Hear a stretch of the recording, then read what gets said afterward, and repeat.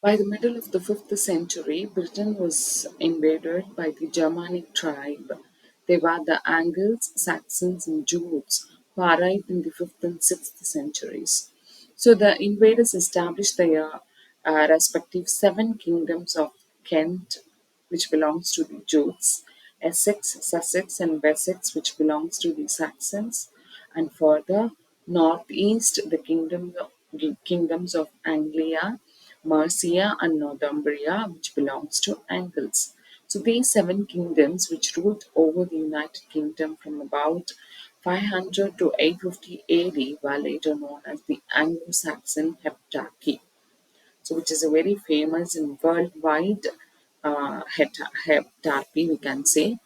Kent, Essex, Sussex, Wessex, Northumbria, East Anglia, and Mercia. So these kingdoms, which ruled over the United Kingdom from 500 to 850 AD, were later known as the Anglo-Saxon Heptarchy. And also, it is a very much famous worldwide heptarchy, we can say. So, in the later half of the ninth century, the Norse people from Scandinavia began to invade Europe, with the Swedes putting down roots in Eastern Europe and the Danes creating the problems throughout Western Europe as far as North America. So, towards the dawn of the 10th century, Danes invaded the northeast of England from Northumberland to East Anglia and founded a new kingdom known as the Danelaw. Another group of Danes managed to take Paris and obtain a grant of land from the King of France in 911. This area became the Duchy of the Normandy and inhabitants were the Normans, from Northmen or Norsemen, another term for Viking. So after settling into their new acquired land, the Normans adopted the French feudal system and French as official language. The Norman rulers kept their position in France and even extended them to most of the France, like Brittany, Aquitaine, etc. French became the official language of England and remained that way until 1362, a short time after beginning of the Hundred Years' War with France. So English nevertheless remained the language of the populace and fusion of English, a mixture of Anglo-Saxon and Norse languages, but French and Latin used by the clergy slowly evolved into the modern English we know today.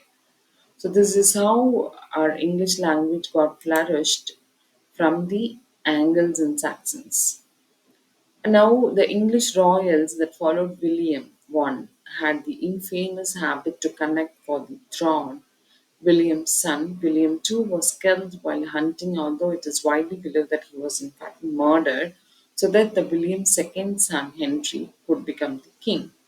Henry I's succession was also fraught with agitation with his daughter Matilda and her cousin Stephen, grandson of the William I, starting a civil war for the throne. So, civil war is also very famous in our British English literature, although Stephen eventually won it.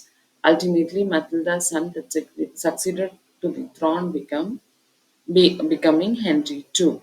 So it is under Henry II that the University of Oxford was established. The two children of Henry, Richard I, Lionhearted, and John Lachlan, also battled for the throne. The oldest son, Richard, eventually succeeded to the throne, but because he was rarely end up in England, instead of defending his French possessions or fighting in infidels in the First World War, his brother John Lachlan usurped the throne and started another civil war. So here we find John's grandson Edward I Longshanks spent most of his 34 years reign fighting wars, including one against the Scots, led by William Wallace and Robert Bruce. With these men, the Scots were able to resist as immortalized in the Hollywood movie. So here we find a lot of growth during the 12th and 13th centuries. We find a lot of civil wars, and other wars fought between the kingdom to acquire it. So we find a lot of English royalists were accompanying the reign.